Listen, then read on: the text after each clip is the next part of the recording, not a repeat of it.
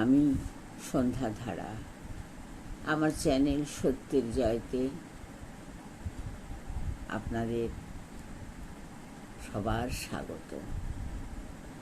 আজ আমার নিবেদনে স্বরচিত কবিতা দায়।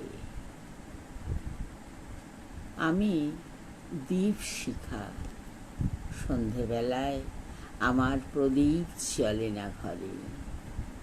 মরুভূমিতে বাস, তরুলতা নেই, বাসস্থানে ঘাসও জন্মায় না, বসন্ত আসে না দ্বারে।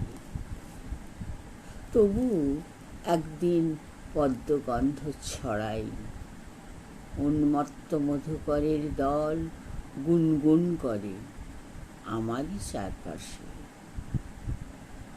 সৌন্দর্যে আচ্ছন্ন হয়ে খেলা, দিনে দিনে মধুপান শেষে নুয়ে পড়া নগ্ন আমি।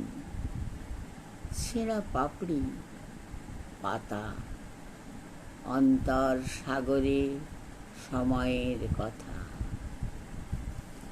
দেখি বিদগ্ধ পারের অপরূপ ভস্য শোভা। আমি ডুবে যাই, ডুবে যেতেই হয়, পদ্মবন ছেড়ে অন্য ঐশ্বর্যের গভীরে।